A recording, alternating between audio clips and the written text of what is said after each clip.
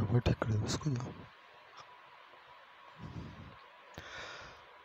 हाँ तो dear student देखिए, हाइड्रोजन चैप्टर का लास्ट टॉपिक आज अपन डिस्कस करेंगे, hydrogen peroxide.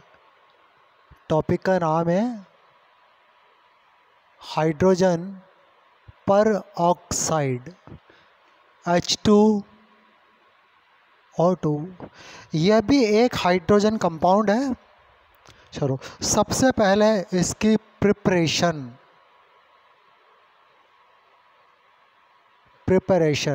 How can we prepare hydrogen peroxide. पहला मेथड देखिए, देखो बेरियम परऑक्साइड की रिएक्शन जब सल्फ्यूरिक एसिड से की जाती है, ये बेरियम पर ऑक्साइड है, तो एक तो बनता है हाइड्रोजन परऑक्साइड, एक बनता है बेरियम सल्फेट। अब ये बेरियम सल्फेट क्या है, देखिए ये वाटर इनसॉल्यूबल कंपाउंड है, ये वाइट प्रेसिपिटेट की फॉर्म में नीचे बैठ जाता है और इसको बड़ी आसानी से छान करके हटाया जा सकता है। अच्छा सेम रिएक्शन देखिए सोडियम परऑक्साइड से भी होती है, सेम रिएक्शन होती है सोडियम परऑक्साइड से। यहाँ भी H2O2 बनता है, लेकिन यहाँ बनेगा सोडियम सल्फेट और ये वाटर सॉल्यूबल कंपाउंड है। तो इसमें जो हाइड्रोजन परऑक्साइड बनेगा ना, अब ये भी एक्वस सॉल्यूशन, क्योंकि ये डाइल्यूट सल्फ्यूरिक एसिड होता है, इसमें पानी होता है बहुत सारा, तो ये H2O2 भी वाटर सॉल्यूबल है, सोडियम सल्फेट भी वाटर सॉल्यूबल है। तो जो सॉल्यूशन मिलेगा ना इम्प्योर मिलेगा, उसमें सोडियम सल्फेट की इम्प्योरिटी रहेगी, जिसको अलग करना इतना आसान नहीं है, क्योंकि उबाल करके H2O2 को हटाया नहीं जा सकता, क्योंकि थोड़ा सा गर्म करते ही H2O2 डिकम्पोज हो जाता है, इसका डिसोसिएशन हो जाता है, तो इम्प्योरिटी से बनी रहेगी किसकी, सोडियम सल्फेट की। इसलिए ऊपर वाला मेथड ज़्यादा प्रॉपर मेथड है, क्योंकि इससे बेरियम सल्फेट को फिल्टर करके रिमूव किया जाता है। ये दूसरा मेथड देखिए, दूसरा मेथड है by electrolysis of sodium hydrogen sulphate aqueous solution. देखो हाई करंट डेंसिटी में जब सोडियम हाइड्रोजन सल्फेट का इलेक्ट्रोलाइसिस करते हैं, तो देखो क्या होता है, देखिए आपको मैं यहाँ एक रिएक्शन के थ्रू बता रहा हूँ। जब सोडियम हाइड्रोजन सल्फेट को वाटर में डिज़ोल्व करते हैं, इसका होता है आयोनाइजेशन और ये बनता है हाइड्रोजन सल्फेट एनायन। ये जाएगा कहाँ, आपके एनोड के ऊपर, तो मैं केवल एनोड रिएक्शन यहाँ लिख देता हूँ, 8 एनोड, ये H ये है, ये इलेक्ट्रॉन लूज करेगा और इलेक्ट्रॉन लूज करके बनाएगा H2S2O8। इसका नाम है मार्शल एसिड, मार्शल एसिड। इसका एक नाम और है पर ऑक्सो डाई सल्फ्यूरिक एसिड, यह भी इसी का नाम है। जब इस मार्शल एसिड का हाइड्रोलाइसिस होता है, तो हाइड्रोजन परऑक्साइड मिल जाता है। तो ये दूसरा मेथड है हाइड्रोजन परऑक्साइड प्रिपेयर करने का। तीसरा मेथड देखिए, ये जो तीसरा मेथड है ये इंडस्ट्रियल मेथड है। कैसा मेथड है ये, इंडस्ट्रियल मेथड। इसमें क्या किया जाता है, देखिए इसमें सेल्फ ऑक्सीडेशन ऑफ किसका, 2 एल्किल एंथ्रेक्विनोन, एंथ्रेक्विनोल इन एयर। देखो एयर में 2 एल्काइल एंथ्रेक्विनोन का जब सेल्फ ऑक्सीडेशन होता है तो यहाँ भी हाइड्रोजन परऑक्साइड बनता है। देखो सेल्फ ऑक्सीडेशन का मतलब ये है, इसको हवा में छोड़ दिया अपने आप ऑक्सीडेशन हो जाएगा, ये मतलब होता है सेल्फ ऑक्सीडेशन का। देखो 2 अल्काइल एंथ्रेक्विनोल, क्विनोल अल्कोहलिक ग्रुप होता है इसमें, इसका ऑक्सीडेशन इन एयर, बस हवा में छोड़ दो हो जाएगा और एक प्रोडक्ट बनेगा H2O2। अच्छा, अल्कोहल का ऑक्सीडेशन कीटोनिक ग्रुप में होता है, तो कीनोल की जगह बन जाएगा क्विनोन और ये बनेगा 2 अल्काइल एंथ्रेक्विनोन, ये।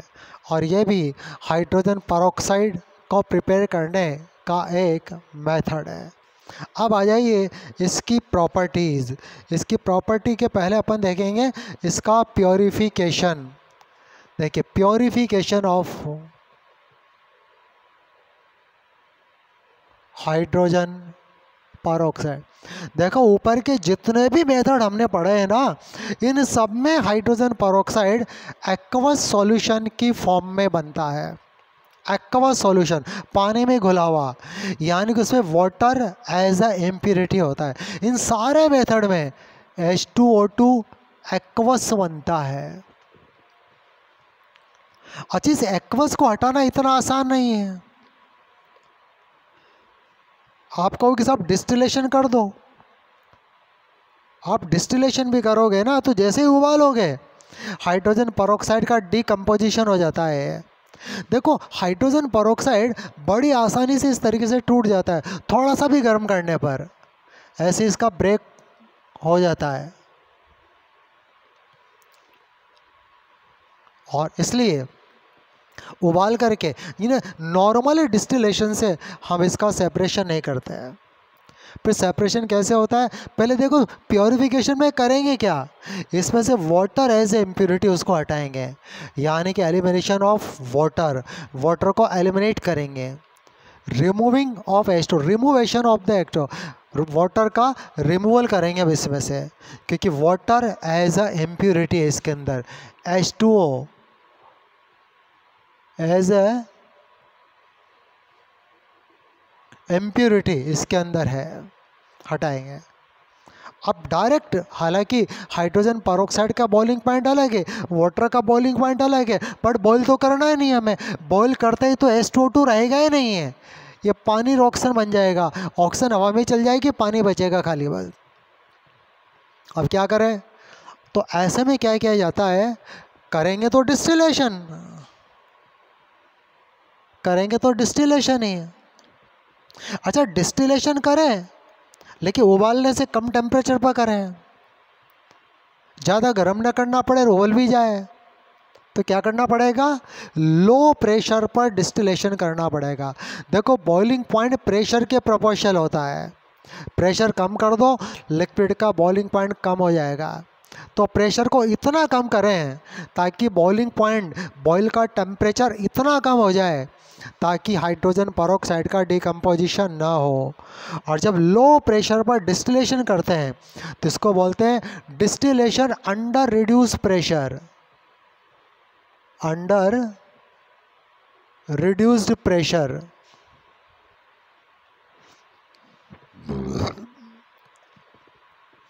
लेकिन इस तरीके से भी जो इसका जो प्योरिफिकेशन होता है ना, वो होता है 85% weight by weight hydrogen peroxide मिलता है हमको मैक्सिमम।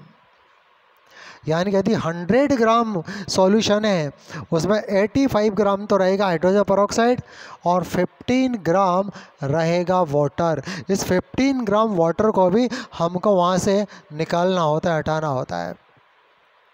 इसके लिए क्या करते हैं, इसको बर्फ़ से ठंडा करते हैं, इसको क्या करते हैं, कूल, ठंडा करेंगे, कूलिंग बाय आइस।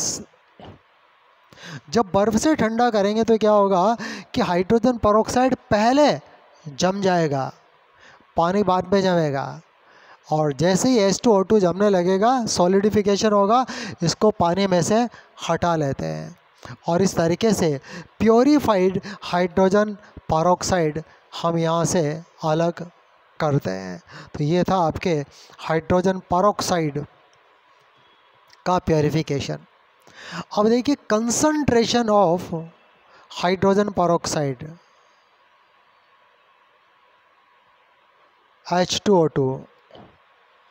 देखो इंडस्ट्री में, डेली लाइफ में या कहीं पर भी हाइड्रोजन पेरोक्साइड के एक्वस सॉल्यूशन का ही यूटिलाइजेशन किया जाता है।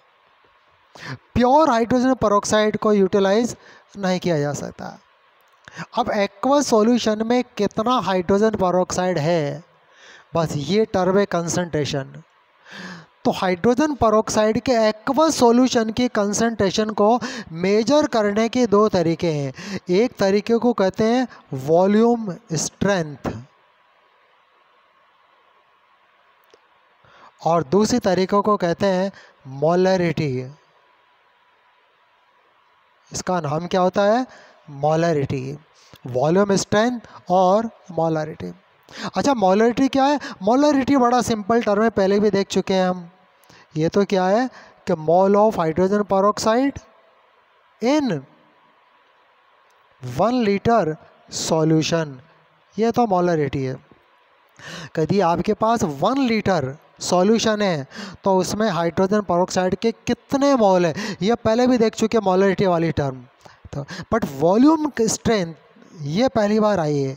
इस वॉल्यूम स्ट्रेन को कैपिटल वी से इंडिकेट करते हैं। देखो वॉल्यूम स्ट्रेन का बेस क्या है?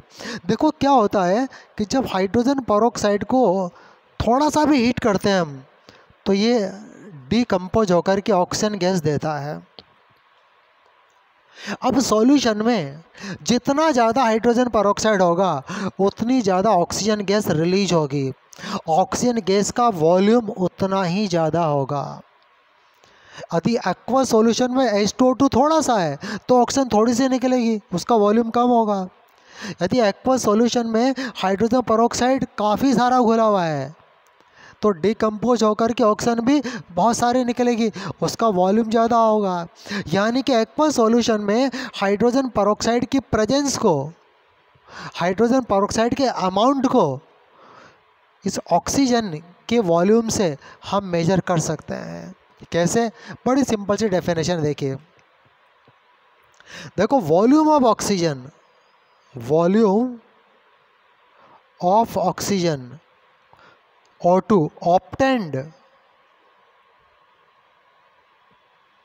by unit volume of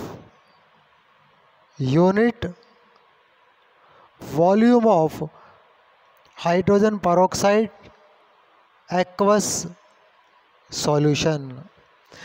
देखो हाइड्रोजन पेरोक्साइड के एक्वस सॉल्यूशन के यूनिट वॉल्यूम में से ऑक्सीजन का जितना वॉल्यूम लिबरेट हो रहा है, बाहर निकल रहा है, हम उसे कहते हैं वॉल्यूम स्ट्रेंथ। जैसे कि हाइड्रोजन पेरोक्साइड के सॉल्यूशन का 1 लीटर है और उस 1 लीटर को गर्म किया तो एनटीपी पर ऑक्सीजन का जितना वॉल्यूम निकलेगा, अच्छा ये सारी कैलकुलेशन एनटीपी पर है, 8 एनटीपी। जैसे कि आपका 1 लीटर हाइड्रोजन पेरोक्साइड का सॉल्यूशन है और एनटीपी पर ऑक्सीजन 10 लीटर निकल रही है तो वॉल्यूम कितना होगा? 10V। चलो इसको एक एग्जांपल से हम समझते हैं। सपोज करो आपके पास हाइड्रोजन पेरोक्साइड है 10V, 10V H2O2 aqueous solution है। तो भाई इसका मतलब ये हुआ कि 1 litre of hydrogen peroxide solution, ये 1 litre of H2O2 aqueous solution give 10 liter oxygen at NTP। ये इसका मतलब हुआ। अच्छा 20V होता तो 1 लीटर हाइड्रोजन पेरोक्साइड के सॉल्यूशन से 20 लीटर ऑक्सीजन हमको मिलती। ये आपके वॉल्यूम कंसर्न स्ट्रेंथ और ये मोलरिटी। अच्छा क्या दोनों में रिलेशन है? तो बिल्कुल दोनों में रिलेशन है। क्या रिलेशन है? बड़ा सिंपल सा रिलेशन है। देखो वॉल्यूम स्ट्रेंथ इक्वल टू होता है 11.5 इंटू मोलरिटी। अच्छा, क्या इसकी का नॉर्मलिटी भी हो सकती है क्या? तो बिल्कुल नॉर्मलिटी भी हो सकती है। देखो हाइड्रोजन परऑक्साइड का वैलेंसी फैक्टर 2 होता है, 2 होता है। तो वैलेंसी फैक्टर से डिवाइड कर दो तो मोलरिटी नॉर्मलिटी में बदल जाती है। तो फिर आपका ये हो जाएगा वॉल्यूम स्ट्रेंथ इक्वल टू, इसको 2 से मल्टीप्लाई किया तो कितना आएगा, ये आ जाएगा आपके 5.6, 11.2 होता है ये, 5.6 इंटू नॉर्मलिटी। नॉर्मलिटी बच्चों लाइट आने दीजिए, आज लाइट ज़्यादा जा रही है, उसके बाद अपन इसको और आगे देखते हैं।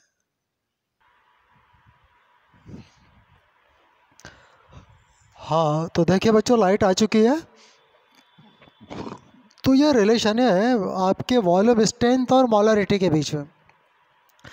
अब जैसे 2 छोटे छोटे सवाल मैं आपको कराता हूँ, देखिए इन्हीं फार्मूले सीधे हो जाएंगे। Find volume strength of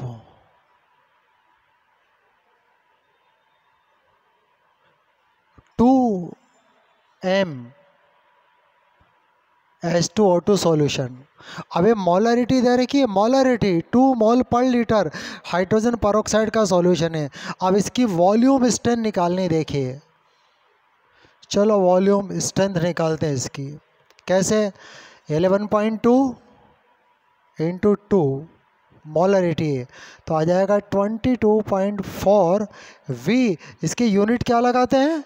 we लगाते हैं। ये बड़ा सिंपल सा सवाल है। दूसरा देखिए, फाइंड मोलरिटी ऑफ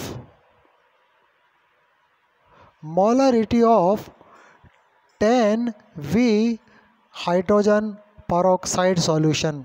अब आपको निकालनी है इसकी मोलरिटी, यह मोलरिटी। तो मोलरिटी क्या होगी? Volume strength divided by 11.2। तो वॉल्यूम स्ट्रेंथ 10 है अपॉन 11.2, बस सॉल्व कर लीजिए, मोल पर लीटर में मोलरिटी आ जाएगी। तो ये 2 तरीके से हम हाइड्रोजन परऑक्साइड के सॉल्यूशन की कंसंट्रेशन का मेजरमेंट करते हैं।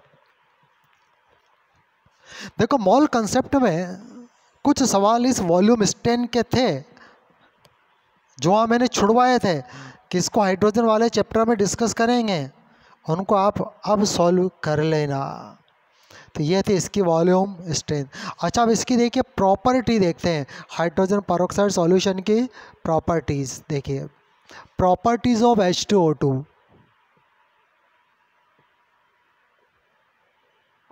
Properties of hydrogen peroxide. अब ज़रा फिजिकल प्रॉपर्टी तो वैसे सुन लीजिए, भाई लिक्विड है, कलरलेस है, कंसनट्रेट फॉर्म में बिल्कुल हल्का नीला होता है और डाइल्यूट फॉर्म में ये कलरलेस होता है, वाटर सॉल्यूबल है, ये पानी में पूरी तरह घुल जाता है। ये इसकी कुछ फिजिकल प्रॉपर्टी है। अच्छा इसका बॉइलिंग पॉइंट की कोई इम्पोर्टेंस नहीं है क्योंकि उबालोगे ये डिकम्पोज हो जाएगा, हाइड्रोजन परऑक्साइड रहेगा ही नहीं उबालने पर। तो ऐसे लिक्विड की बॉइलिंग पॉइंट की कोई इम्पोर्टेंस ही नहीं होती, ठीक है ना। जैसे उबालने के बाद ये पानी पानी रहता है, वो वेपर फॉर्म में भी वाटर है, लिक्विड फॉर्म में भी, सॉलिड फॉर्म में भी है। बट हाइड्रोजन परऑक्साइड ऐसा नहीं है, जैसे ही आप बॉयल करोगे ये डिकम्पोज हो जाएगा, पानी बन जाएगा, बस खाली पानी बचेगा, ऑक्सीजन हवा में उड़ जाएगी। देखिए ये वीक एसिडिक होता है, ये वीक एसिडिक होता है। ये ब्लू लिटमस पेपर को रेड में टर्न करता है। तो ये वीक एसिडिक सब्सटेंस है हाइड्रोजन परऑक्साइड। देखो दूसरी प्रॉपर्टी इसकी ये है, देखो हाइड्रोजन परऑक्साइड क्या होता है, देखिए इसका ऑक्सीडेशन भी होता है और इसका रिडक्शन भी होता है। देखो हाइड्रोजन परऑक्साइड में यदि आप ऑक्सीजन के ऑक्सीडेशन नंबर को देखें तो ये -1 है। -1 ऑक्सीजन का इंटरमीडिएट ऑक्सीडेशन नंबर है। देखो ऑक्सीडेशन नंबर मिनिमम वैल्यू तो -2 होती है ऑक्सीजन की, मैक्सिमम होती 0, और -1 ये -2 0 के बीच की है। और यदि किसी सब्सटेंस के ऑक्सीडेशन नंबर की इंटरमीडिएट वैल्यू हो, बीच की वैल्यू हो, तो ऐसे सब्सटेंस का ऑक्सीडेशन भी होता है और रिडक्शन भी होता है। तो हाइड्रोजन जो पेरोक्साइड होता है ना, hydrogen peroxide undergo in oxidation and reduction both, दोनों होंगे। अब दोनों होंगे कैसे, जरा इसको देख लेते हैं अपन। देखिए, देखो हाइड्रोजन पेरोक्साइड का यदि हम एक बार आयोनाइजेशन कर दें, हम इसके दोनों हाइड्रोजन अलग कर दें और इसका पेरोक्साइड आयन निकाल लें हम, ये पेरोक्साइड आयन है। तो ज़रा देखिए, अब देखिए जब पेरोक्साइड आयन का जब ऑक्सीडेशन होगा, देखिए देखो ऑक्सीडेशन ऑफ पेरोक्साइड आयन, ये ऑक्सीडेशन।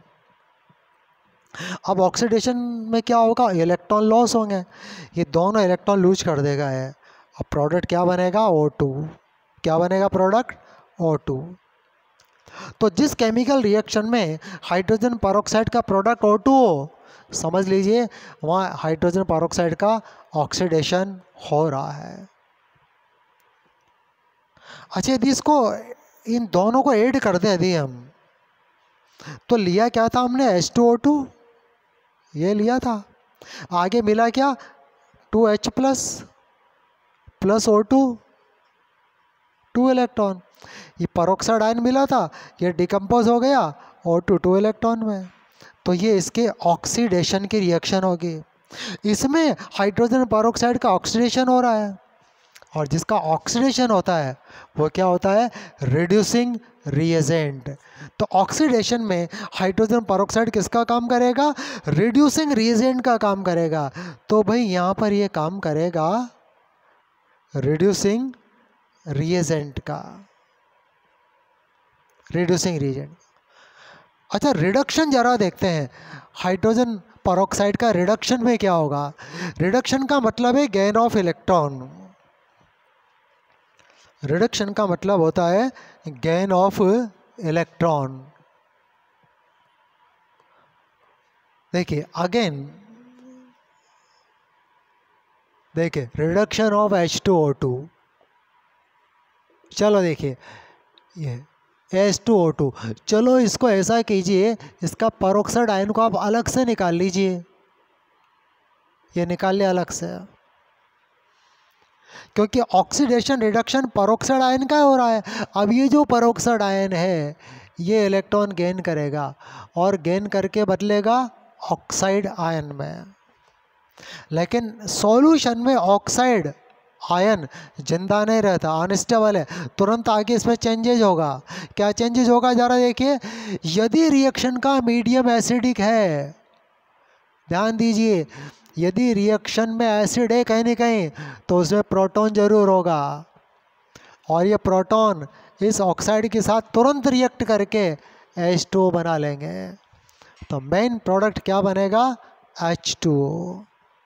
अच्छा, यदि रिएक्शन का मीडियम बेसिक है तो बेसिक में H+ तो नहीं होगा, लेकिन वाटर जरूर होगा, और ये वाटर ऑक्साइड से रिएक्ट करके बनाएगा हाइड्रोक्साइड। तो यदि हाइड्रोजन पेरोक्साइड की रिएक्शन का प्रोडक्ट वाटर या हाइड्रोक्साइड आयन है तो वहाँ पर इसका होगा रिडक्शन, वहाँ पर इसका क्या होगा, रिडक्शन होगा हाइड्रोजन पेरोक्साइड का। और यदि हाइड्रोजन पेरोक्साइड का रिडक्शन है तो हाइड्रोजन पेरोक्साइड की नेचर कैसी होगी, ऑक्सीडाइजिंग नेचर। यहाँ पर हाइड्रोजन पेरोक्साइड की नेचर कैसी है, ऑक्सीडाइजिंग, और यहाँ पर ये काम करेगा आपके ऑक्सीडाइजिंग रिएजेंट का काम करने वाला है। अब चलो एग्जाम्पल देख लेते हैं हाइड्रोजन पेरोक्साइड के ऑक्सीडेशन के भी और रिडक्शन के भी। चलो देखते हैं, आगे देखिए, देखो पहले ऑक्सीडेशन ले लेते हैं, ऑक्सीडेशन ऑफ H2O2 और रिड्यूसिंग नेचर ऑफ H2O2, दोनों का एक ही मतलब है, reducing nature of hydrogen peroxide, oxidation of hydrogen peroxide या reducing nature of hydrogen peroxide, एक ही बात है। अब सबसे पहले देखते हैं in acidic medium, in acidic medium ये ऑक्सीडेशन एसिडिक मीडियम में देखिए, ये रिएक्शन में ये ऑक्सीडेशन ही हो रहा है, रिड्यूसिंग रिएजेंट ही है। देखिए ये H2O2 2H+ O2 अलग 2 इलेक्ट्रॉन अलग, ये हाइड्रोजन पेरोक्साइड का ऑक्सीडेशन। अब यदि इसका ऑक्सीडेशन है तो किसी न किसी का रिडक्शन भी तो होगा, इसका तो ऑक्सीडेशन हो रहा है तो भाई किसी न किसी का रिडक्शन भी तो होगा। यदि इसका आपके ऑक्सीडेशन है तो अब रिडक्शन किसका होगा, तो यहाँ पर रिडक्शन होगा, देखिए एग्जाम्पल में। अब इसका एग्जाम्पल देखते हैं अपन। देखिए नंबर 1 का रिडक्शन ऑफ, देखिए MnO4 इन Mn+2, यानी कि परमैंगनेट आयन का Mn+2 आयन में रिडक्शन कौन कर देगा, रिडक्शन हाइड्रोजन पेरोक्साइड करेगा इसका रिडक्शन, क्योंकि इसका खुद का क्या हो रहा है, ऑक्सीडेशन हो रहा है। चलो रिएक्शन को ऐड करके लिख देते हैं। तो ऑक्सीडेशन की रिएक्शन तो ये रही, हाइड्रोजन पेरोक्साइड का oxidation 2H+ + O2 + 2 electron. Reduction की रिएक्शन ये रही, रिडक्शन की रिएक्शन का रिएक्टेंट क्या है, परमैंगनेट आयन, प्रोडक्ट क्या है Mn+2। चलो इसको बैलेंस कर लो। बैलेंस करने के तरीके पहले हम पढ़ चुके हैं रेडॉक्स में। यहाँ 4 ऑक्सीजन है तो 4H2O, 4H2O में 8 हाइड्रोजन है, इधर 8H+। एलिमेंट सारे बैलेंस हो गए। अब चार्ज को बैलेंस कर लेते हैं, कैसे करेंगे देखिए। यहाँ मैग्नीज का ऑक्सीडेशन नंबर है +7, यहाँ है +2, +7 से +2 में जाएगा तो 5 इलेक्ट्रॉन गेन करके जाएगा। ये हो गई आपके दोनों इक्वेशन, ऑक्सीडेशन भी रिडक्शन भी। इलेक्ट्रॉन को बराबर कर लीजिए, इसको कर देंगे 5 से मल्टीप्लाई, क्योंकि यहाँ 5 इलेक्ट्रॉन है। देखिए इसको करेंगे 2 से मल्टीप्लाई, क्योंकि यहाँ 2 इलेक्ट्रॉन है। अभी 10 इलेक्ट्रॉन से 10 इलेक्ट्रॉन हो गए कैंसिल। अब आप दोनों को ऐड कर दीजिए तो 5H2O2 + 2 परमैंगनेट आयंस। जरा देखिए 8H+ है, ये 2 से मल्टीप्लाई करेंगे तो 8 को हो जाएगा 16H+ हो जाएगा। यहाँ 5 × 2 10H+, तो 10H+ प्रोडक्ट में है, 16H+ रिएक्टेंट में है, तो रिएक्टेंट में बचेंगे आपके 6H+। प्रोडक्ट में आ जाइए 5O2 यहाँ 2 Mn+2 + 8H2O, और ये आपके बैलेंस हो गए। तो इसमें हमने क्या किया कि देखिए परमैंगनेट आयन का रिडक्शन किया Mn+2 में, किसके द्वारा किया, हाइड्रोजन पेरोक्साइड के द्वारा किया। तो हाइड्रोजन पेरोक्साइड किसका काम कर रहा है, रिड्यूसिंग रिएजेंट का, एसिडिक मीडियम में। ये सेकंड एग्जांपल देखिए, ये हम एसिडिक मीडियम में हाइड्रोजन पेरोक्साइड के रिड्यूसिंग नेचर का एग्जांपल देख रहे हैं हम। दूसरा देखिए example, reduction of HClO in chloride. ये हाइपोक्लोरस एसिड है, और हाइपोक्लोरस एसिड का क्लोराइड में रिडक्शन। चलो देखिए, अब यहाँ भी ऑक्सीडेशन तो वही हाइड्रोजन पेरोक्साइड का ही होगा। ये आपके 2H+ + O2 + 2 electron oxidation. Reduction किसका होगा, HClO का, किस में होगा, क्लोराइड में। मीडियम एसिडिक है, साफ लिखा हुआ है इन एसिडिक मीडियम। चलो रिडक्शन आपको कर लेते हैं बैलेंस, हम इसको बैलेंस कर लेते हैं, करके देखिए बैलेंस। यहाँ ऑक्सीजन है, बैलेंस करेंगे H2 आ जाएगा। हाइड्रोजन को बैलेंस करने के लिए एक H प्लस आएगा, क्योंकि एक हाइड्रोजन ऑलरेडी इधर है। अब चार्ज को बैलेंस, यहाँ क्लोरीन का ऑक्सीडेशन नंबर है +1, यहाँ है -1, तो 2 इलेक्ट्रॉन गेन करेगा है, क्योंकि इधर क्लोरीन +1 में है, प्रोडक्ट में -1 में है, तो भाई 2 इलेक्ट्रॉन गेन करके जाएगा वो। जोड़ दीजिए, 2 इलेक्ट्रॉन से 2 इलेक्ट्रॉन कैंसिल। अब नेट रिएक्शन आपके बचती है H2O2 प्लस HClO। प्रोडक्ट में देखिए, ये एक H प्लस, ये 2 H प्लस, तो H प्लस ये बचेगा, O2 क्लोराइड और H2O, और ये आपके एसिडिक मीडियम में हाइड्रोजन पेरोक्साइड का क्या हो गया, ऑक्सीडेशन।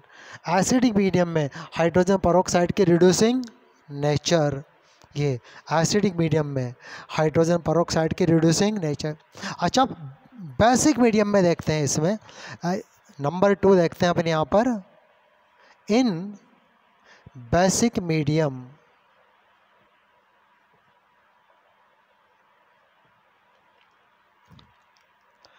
बेसिक मीडियम में इसके रिएक्शन के लिए इस एसिडिक मीडियम की रिएक्शन को अपन एज इट इज ले लेते हैं। सबसे पहले तो देखिए, ये H2O2 का ऑक्सीडेशन कर दिया हमने एसिडिक मीडियम में, कर दिया। अब इसी को कन्वर्ट करेंगे बेसिक मीडियम की रिएक्शन में। कैसे करेंगे कि जितना H प्लस आयन है उतने दोनों और OH जोड़ देंगे। तो देखो H2O2 प्लस 2OH ये जोड़ दिया, प्रोडक्ट साइड में 2H plus 2OH plus O2 plus 2 electron, बस ये हमारा काम हो गया। अब ज़रा देखिए, ये दोनों मिलके क्या बन गए, 2H2O बन गए। तो नेट रिएक्शन क्या बची, hydrogen peroxide 2 hydroxide 2H2O plus O2 plus 2 electron plus 2 electron. अब आप कहोगे साहब यहाँ भी तो वाटर बन रहा है, और वाटर तो हाइड्रोजन पेरोक्साइड के रिडक्शन में बनता है। पर ये वाटर बन रहा है लेकिन H2O2 से नहीं आ रहा है, कहीं और जगह से आ रहा है वो। यदि प्रोडक्ट में ऑक्सीजन दिखे आपको, तो आप हाइड्रोजन पेरोक्साइड का क्या मानोगे, ऑक्सीडेशन ही मानोगे। चलो इसके एग्जाम्पल लेते हैं। अब अल्कलाइन मीडियम के एग्जाम्पल यहाँ पर क्या एग्जाम्पल हो सकते हैं, देखिए। जैसे एक तो है यहाँ पर एग्जाम्पल है आयोडीन का आयोडाइड में रिडक्शन, क्योंकि ऑक्सीडेशन तो हाइड्रोजन पेरोक्साइड का हो रहा है। अब ये हाइड्रोजन पेरोक्साइड रिडक्शन, अब देखो रिडक्शन किसका होगा, इसका खुद का तो ऑक्सीडेशन होगा ना, तो किसी और का तो रिडक्शन करेगा ना, किस किस का करेगा। तो इसके एग्जाम्पल में देखो 2 एग्जाम्पल डिस्कस करते हैं। पहला example, reduction of iodine in iodide, that's all. तो ऑक्सीडेशन, तो ये हो गया हाइड्रोजन पेरोक्साइड का कि H2O2 plus 2 hydroxide 2H2O plus O2 plus 2 electron. Reduction किसका करेंगे, आयोडीन का। रिडक्शन में इलेक्ट्रॉन गेन करेगा, आयोडाइड में बदलेगा। तो भाई ये इलेक्ट्रॉन से इलेक्ट्रॉन कैंसिल, दैट्स ऑल। चलो दोनों को जोड़ दीजिए, H2O2 I2 प्लस हाइड्रोक्साइड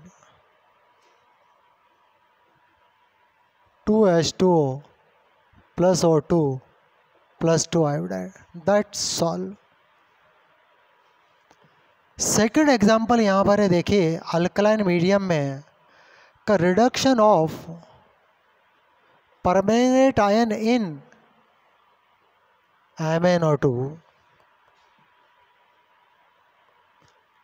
इसका रिडक्शन कौन कर रहा है, हाइड्रोजन पेरोक्साइड। तो हाइड्रोजन पेरोक्साइड का खुद का क्या होगा, ऑक्सीडेशन। ये ऑक्सीडेशन की रिएक्शन है, 2H2O plus O2 plus 2 electron. तो अब रिडक्शन किसका होगा, परमैंगनेट आयन का। किस में होगा, MnO2 में। चलो बैलेंस कर लीजिए, यहाँ 4 ऑक्सीजन है, यहाँ 2 ऑक्सीजन है, तो 2H2O। वाटर के कितने 2 मॉलिक्यूल है ना, तो 4 हाइड्रोजन, ये 4 हाइड्रोजन। मीडियम अल्कलाइन है तो भाई 4 हाइड्रोक्साइड, और इधर भी 4 हाइड्रोक्साइड। ये सब मिलकर के क्या बनेंगे, 4H2O। तो अब नेट रिएक्शन क्या बचेगी इसकी, परमैंगनेट आयन। देखो ये 4H2O, प्रोडक्ट में 2H2O, तो आपके रिएक्टेंट में बचेंगे 2H2O, that's all. MnO2 plus 4 hydroxide. अब इसको आप जोड़ दीजिए, किसको, इसको और इसको। समझ में आ गई ना बात, ये तो इसी का ट्रांसफॉर्मेशन है ये। अच्छा अभी इलेक्ट्रॉन बाकी है भाई, रिडक्शन इलेक्ट्रॉन बाकी है अभी, इलेक्ट्रॉन का कुछ नहीं किया अभी अपन ने। चलो इलेक्ट्रॉन के लिए जगह छोड़ देते हैं, अभी लिखते हैं इलेक्ट्रॉन।